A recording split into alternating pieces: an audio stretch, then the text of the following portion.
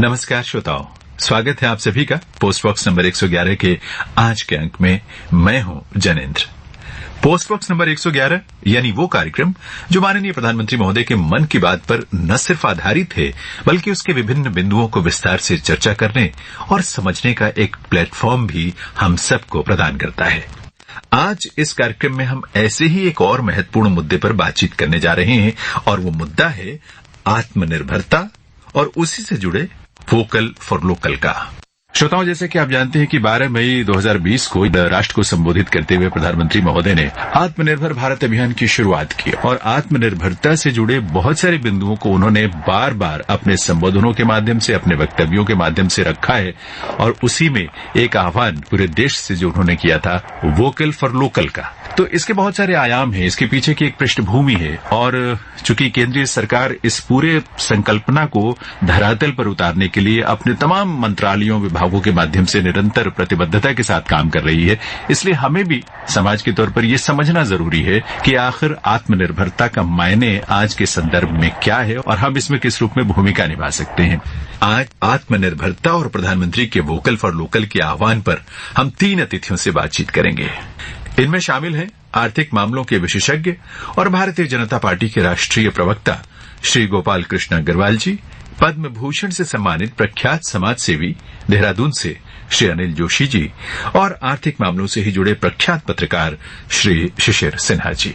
अपने इन मेहमानों से हम बारी बारी बातचीत करें इन्हीं मुद्दों को, यानी आत्मनिर्भर भारत अभियान और वोकल फॉर लोकल की अवधारणा को लेकर। लेकिन आइए सबसे पहले ये तो सुन लें कि बीते 28 मई के अपने मन की बात में माननीय प्रधानमंत्री जी ने इस बारे में कहा क्या था। साथियों, कोई भी मिशन पीपल्स पार्टिसिपेशन, जन भागीदारी के बिना पूरा नहीं हो सकता, सफल नहीं हो सकता।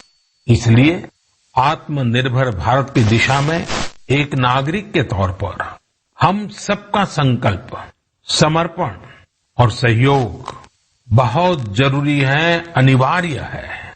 आप लोकल खरीदेंगे, लोकल के लिए वोकल होंगे तो समझिए आप देश को मजबूत करने में अपनी भूमिका निभा रहे हैं। ये भी एक तरह से देश की सेवा ही है। आपकी यही सेवा देश को कहीं न कहीं मजबूत भी करती है और हमें ये भी याद रखना है, हमारा देश जितना मजबूत होगा, दुनिया में शांति की संभावनाएं भी उतनी ही मजबूत होगी। हमारे यहाँ कहा जाता है, विद्या विवादाय धनम मदाय, शक्ति ही परेशान परिपीडनाय, खलस्य साधो विपरीतम एतत् ज्ञानाय दानाय च रक्षणाय।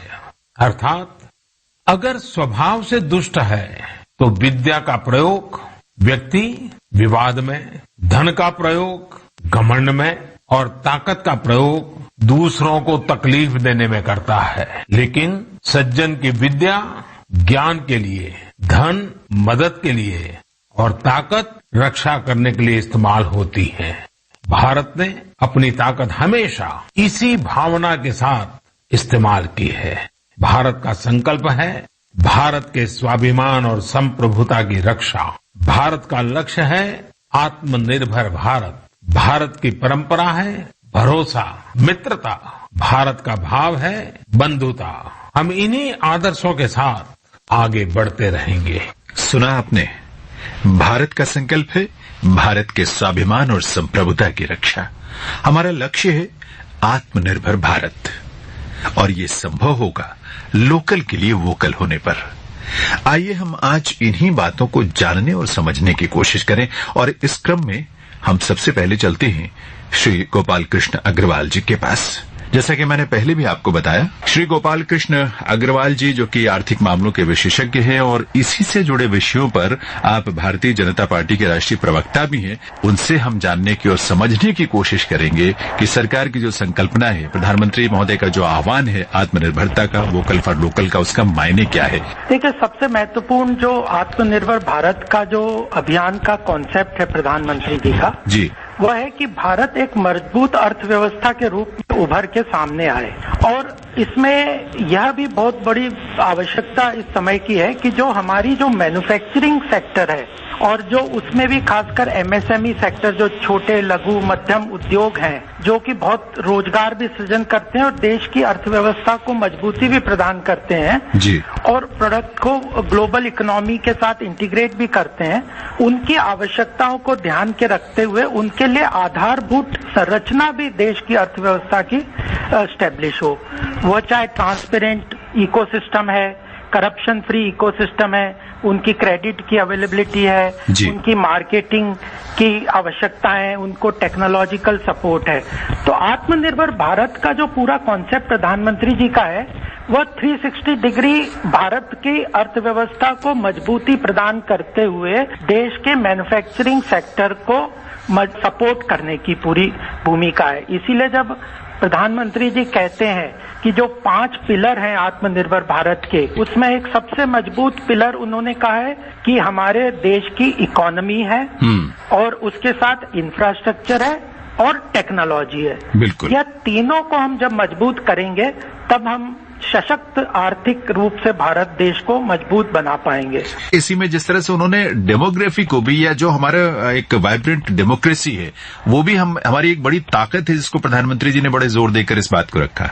हाँ बिल्कुल, ये जो उन्होंने 5 चीजों के लिए पिलर्स के रूप में कहा है, तो जैसे 3 मैंने बताए और जैसे 2 आपने बताए, डेमोग्राफी और डिमांड जी। उन्होंने कहा कि हमारे देश की 135 करोड़ जनसंख्या है और उसमें से 65% युवाओं की भागीदारी है, तो वह एंटरप्रेन्योरशिप, सेल्फ एम्प्लॉयमेंट और उसमें कर्तृत्व की बड़ी स्ट्रांग भावना है। तो वह डेमोग्राफी जो है वह हमारे देश की बहुत बड़ी लीवरेज है, जिसके थ्रू हम अर्थव्यवस्था को मजबूत कर सकते हैं।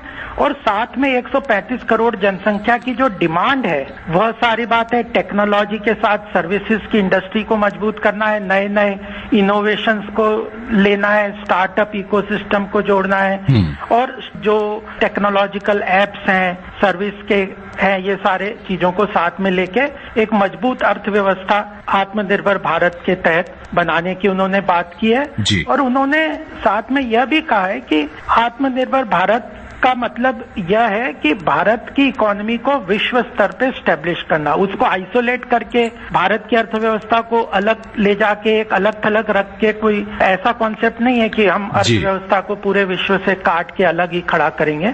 गोपाल जी, इस बातचीत को हम जारी रखेंगे, लेकिन उससे पहले श्रोताओं को हम एक गीत सुनवा दें और उसके बाद आज के विषय से जुड़े कुछ और बिंदुओं पर भी हम आपसे चर्चा करेंगे।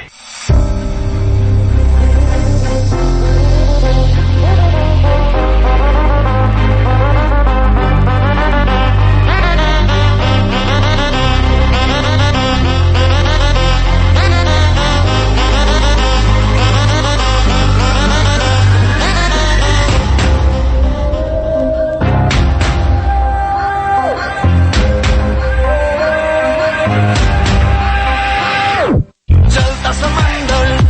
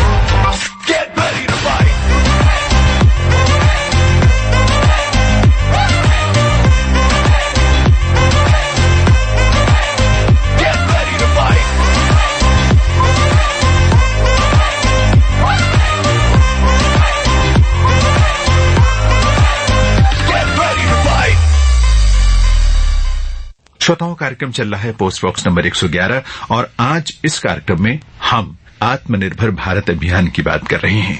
गीत से पहले हम बातचीत कर रहे थे श्री गोपाल कृष्ण अग्रवाल जी से, जो आर्थिक मामलों के विशेषज्ञ हैं और भारतीय जनता पार्टी के राष्ट्रीय प्रवक्ता भी हैं। चलिए एक बार फिर जुड़ते हैं गोपाल जी से। गोपाल जी, आत्मनिर्भरता के संदर्भ में स्वदेशी का भी उल्लेख होता है। इन दोनों में आपके नजरिए से क्या फर्क है? देखिए, स्वदेशी एक बहुत बड़ा मूवमेंट है। ये बात है कि अपनी लोकल बनी हुई वस्तुओं को हम ज्यादा से ज्यादा इस्तेमाल करें, और वह एक आत्मनिर्भर भारत का एक पहलू है। बट आत्मनिर्भर भारत अपने आप में बहुत विस्तृत और विशाल उसकी संरचना है, विशाल उसका परिप्रेक्ष्य है, उसका दूरगामी दृष्टि है।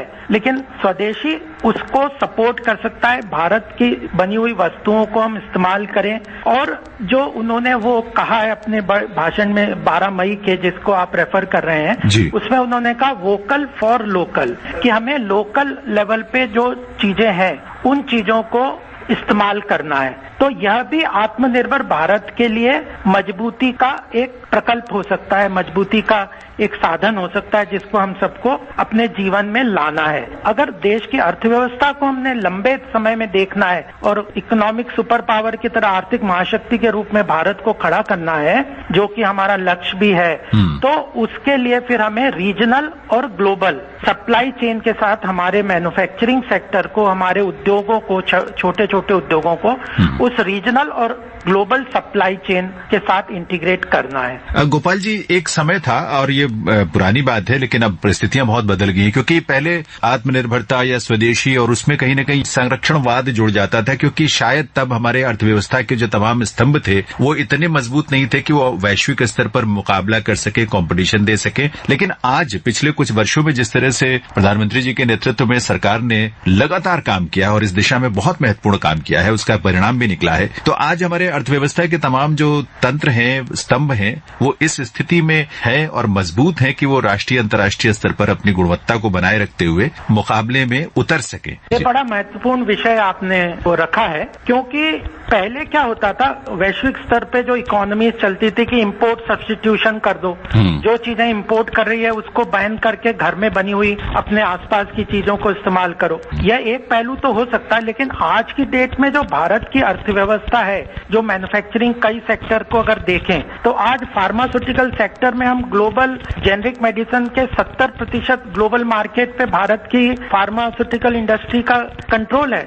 हमने टेक्सटाइल में बहुत बड़ा काम वैश्विक स्तर पे हमारे टेक्सटाइल इंडस्ट्री ने काम किया था। आईटी जैसे सेक्टर में बहुत हमारा वर्चस्व है विश्व स्तर पे। ऑटोमोबाइल पार्ट्स में, पूरी ग्लोबल सप्लाई चेन में हम कई एमएनसीज और मल्टीनेशनल कंपनीज को हमारे ऑटोमोबाइल मैन्युफैक्चरर्स पार्ट सप्लाई करते हैं जी। तो इसलिए अब हम कुछ चीजें ऐसी बना सकते हैं, ऐसे हमारे मैन्युफैक्चरिंग सेक्टर्स हैं जो विश्व स्तर पे कॉम्पिटिटिव हो सकते हैं और विश्व स्तर में हम सप्लाई कर सकते हैं। तो आज की जो अर्थव्यवस्था है वो इंटीग्रेटेड इकोनॉमी है वर्ल्ड में। आप कोई भी अगर आप देखते हैं तो एक मोबाइल को ही देखें या किसी भी प्रोडक्ट को देखें तो उसका स्क्रीन कहीं बन रही है, कवर कहीं बन रहा है, बैटरी तीसरे देश में बन रही है, असेंबल कहीं और हो रहा है, तो उसके चार्जर और एक्सेसरीज कहीं और बन रहे हैं और एक जगह असेंबल होकर किसी 5वीं कंट्री को सप्लाई हो रहा है। तो ये जो ग्लोबल और रीजनल सप्लाई चेन है, इनका भी बहुत महत्व बढ़ता जा रहा है और भारत की मैन्युफैक्चरिंग सेक्टर को उस कंपटीशन के साथ मजबूती प्रदान करना भी आत्मनिर्भर भारत का एक बहुत बड़ा पहलू और उद्देश्य है। और इसीलिए अगर आप देखेंगे तो प्रोटेक्शनिज्म को या संरक्षणवाद को हमने एक लेवल तक तो इम्प्लीमेंट किया भारत में। जैसे प्रधानमंत्री ने आरसेप बहुत प्रेशर के बाद भी रीजनल कॉम्प्रिहेंसिव इकोनॉमिक पार्टनरशिप वाले कॉन्सेप्ट को एक्सेप्ट नहीं किया, साइन नहीं किया। एफटीए को हमने रीवर्क किया और इस बार बजट में हमने बहुत सारी इंपोर्ट ड्यूटी बढ़ाई। लेकिन फिर भी हम इंडस्ट्री को बार बार प्रधानमंत्री भी कहते हैं कि अपने आप को मजबूत करिए, वैश्विक कॉम्पिटिशन में खड़े होने के लिए आप अपने को सक्षम बनाइए और फैक्टर्स ऑफ प्रोडक्शन जैसे पावर सेक्टर है उसकी कॉस्ट हम रिड्यूस कर रहे हैं, ट्रांसपोर्टेशन की कॉस्ट रिड्यूस कर रहे हैं, लैंड रिफॉर्म्स ला रहे हैं, लेबर रिफॉर्म्स ला रहे हैं, आईपीआर इंटेलेक्चुअल प्रॉपर्टी राइट्स के नए लॉ ला रहे हैं, टैक्सेशन में कॉर्पोरेट टैक्स कम कर रहे हैं।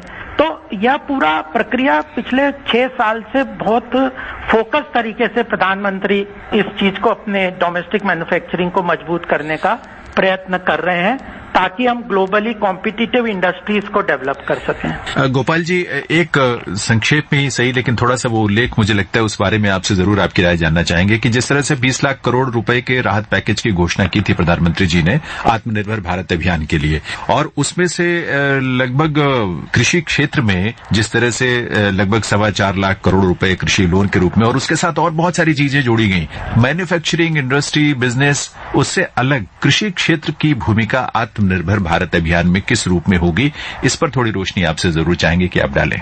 देखिए, ये जो आपने 5 पिलर्स की बात जब हमने की थी तो उसमें आपने एक बात कही थी कि डिमांड बहुत महत्वपूर्ण है किसी भी अर्थव्यवस्था को तेज करने के लिए। जी। डिमांड जो हमारे देश की लगभग 67% जनसंख्या जो है वह कृषि क्षेत्र पे रूरल एरियाज में आधारित है, और उसका बहुत ज्यादा आजीविका छोटे छोटे घरेलू उद्योगों में और ग्रामीण क्षेत्रों में रह के वो चलती है। तो जितना इंफ्रास्ट्रक्चर डेवलपमेंट वहां पे होगा, जितना पैसा सरकार का, केंद्र सरकार की योजनाओं के द्वारा उनको मजबूती प्रदान करने में खर्च होगा, उतना ही उनकी जो जीवन शैली है वह अच्छी होगी और वह उतना ही आर्थिक व्यवस्था के रूप में डिमांड भी जनरेट होगी। बिल्कुल। तो केंद्र सरकार की बहुत सारी योजनाएं आत्मनिर्भर भारत के तहत थी कि प्रधानमंत्री गरीब कल्याण योजना के तहत लगभग 1,72,000 करोड़ किसानों के लिए और मनरेगा के मजदूरों के लिए, और उज्ज्वला योजना के तहत ग्रामीण क्षेत्र में पैसा सरकार ने पहुंचाया।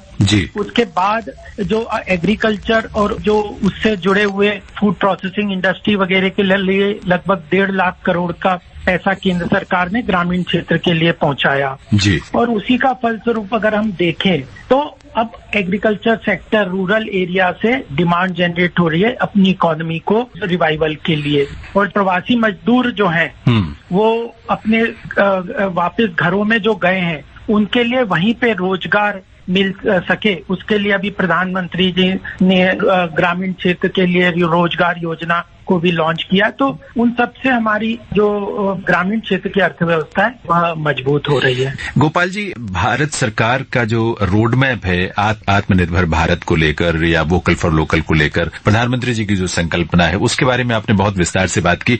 अब इसमें आम जन की, आम व्यक्ति की क्या भूमिका हो सकती है आपकी दृष्टि में? देखिए, प्रधानमंत्री ने अपनी मन की बात में यह संदेश इसको बहुत रिपीट किया अभी पिछली बार में। जी जी। कि जो वोकल फॉर लोकल है, या जो हमें स्वदेशी को अपनाना है, अपनी डोमेस्टिक आसपास की चीजों को अपने दिनचर्या में इस्तेमाल में काम में लाना है, इसमें हम ये मास मूवमेंट ही बन सकता है। और उन्होंने ये भी कहा गोपाल जी कि आप लोकल खरीदेंगे, लोकल के लिए वोकल होंगे तो समझिए आप देश को मजबूत करने में अपनी भूमिका निभा रहे हैं, और ये देश सेवा का एक बहुत बड़ा जरिया है इस रूप में। बिल्कुल, यह जो बात है कि ये मास मूवमेंट बनेगा तो हमारे देश की अर्थव्यवस्था को अच्छा मजबूती भी मिलेगी, और हमारे जो प्रोडक्ट हैं जी वह भी अच्छी तरह से इस्तेमाल होंगे, हमारी अर्थव्यवस्था में अच्छा तरीके से ग्रोथ होगी। और यह मूवमेंट का आज देखिए, आज आप जैसे अभी आपने भी बोला था कि जो लगभग 59 जो एप्स हैं, जी जी, मोबाइल एप्स, वह हम लोग चाइना से लगभग यूज करते थे, और कितना बड़ा इकोनॉमिक ग्रोथ या इकोनॉमिक इंटीग्रेशन चाइना का हमारे इस सारे सप्लाई चेन में हो गया था इन मोबाइल ऐप के द्वारा। लेकिन जैसे इस गलवान क्राइसिस के बाद इसको बैन किया सरकार ने जी, तो उसके बाद कई सारे डोमेस्टिक ऐप डेवलप हो गए, या थे भी तो आइडेंटिफाई हो गए, और उसका इस्तेमाल लोगों ने बिल्कुल देशभक्ति के रूप में किया, और उससे एक तरीके से चाइना को भी बहुत बड़ा धक्का भी लगा। हमने सीधा देखा जी जी, इस तरह से उसके विदेश मंत्रालय के और वहाँ के अखबारों के खिलाफ स्टेटमेंट आए थे। तो उससे स्पष्ट रूप से होता था कि भारत के पास ऐसी टेक्नोलॉजी है, ऐसे लोग हैं जो इन चीजों को डेवलप करते थे। गोपाल जी, आपने इतने विस्तार से बातें की और एक बड़ा स्पष्ट परिदृश्य जब आपने आत्मनिर्भर भारत के रूप में वोकल फॉर लोकल के बारे में तमाम पहलुओं को लेकर रखा है, आपका इस बात के लिए बहुत बहुत आभार। धन्यवाद। और मैं तो ये संदेश भी चाहता हूँ लोगों तक जाए कि आत्मनिर्भर भारत का जो कॉन्सेप्ट है वो प्रधानमंत्री की सोच के साथ लिंक करके हम देखें। यह स्वाभिमानी और महत्वपूर्ण अर्थव्यवस्था के रूप में वैश्विक स्तर पे भारत को स्थापित करने का एक विजन है जिसको लेके प्रधानमंत्री चल रहे हैं, और हम सब उसमें योगदान करेंगे तो हमारा व्यक्तिगत फायदा और देश का फायदा भी होगा। जी, बहुत बहुत आभार सर आपका। धन्यवाद।